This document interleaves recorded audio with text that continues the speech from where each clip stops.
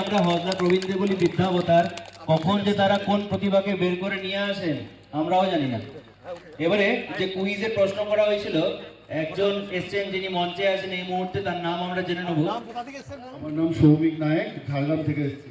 Soumik under 19 T20 world কাপের যে man of the match হয়েছিল বৈভব সূর্যবংশী 80 বল 175 রান করেছিল। আমি দীপিকা ম্যাডামকে অনুরোধ করবো, ঝাড়গ্রাম থেকে এসেছেন, একটি উপহার, ছোট্ট উপহার, একটা পেন এবং একটি সিট পেন্সিল। একটা সিট পেন্সিল আছে, দেখুন সিট পেন্সিল ভিতরে ভিতরে, শুনেছে? ওটা নয়, অন্যটা। সিট পেন্সিল মানে হচ্ছে একটা পেন্সিল আপনাকে দেওয়া হবে, তার পিছনে গাছের বীজ দেওয়া আছে, ওটা বৃক্ষরোপণ। আমরা গো গ্রিনের একটু সমর্থক, হজলা শ্রদ্ধায়। Thank you so much. Dipika ম্যাডামকে অনুরোধ করবো ওইটি ছোট্ট উপহারটি সাথে একটি চকলেট তুলে দেওয়ার জন্য ওনার হাতে। পরবর্তীকালে আমরা এবারে একটি অনুষ্ঠান শুনবো, নিবেদিতা ম্যাডামের কণ্ঠে একটি গান শুনবো।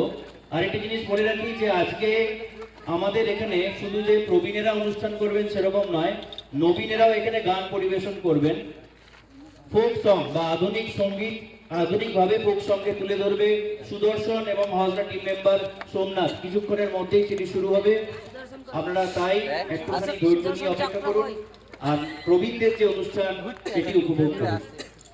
তবে আরেকটি যে কুইজের প্রশ্ন করা হয়েছিল সেটার উত্তর এখনো পাইনি, যে প্রবীণ নির্যাতন প্রতিরোধ আইন ভারতবর্ষে কত সালে প্রথমবার পার্লামেন্টে পাস হয়েছিল?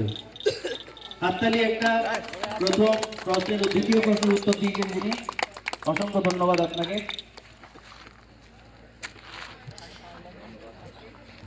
হ্যালো হ্যালো, এই গানটি শুরু হওয়ার আগে কুইজের আরো একটি প্রশ্ন আমি আপনাদের জন্য রেখে দিতে চাই। প্রশ্নটি হলো, গীত গোবিন্দম কাব্যটি কে রচনা করেন?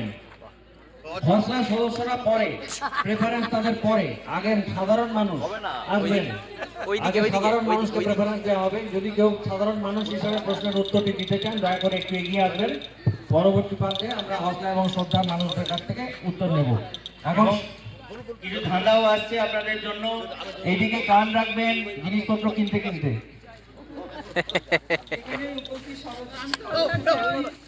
ঠিক আছে, উত্তর দিয়ে সদস্য সদস্যদের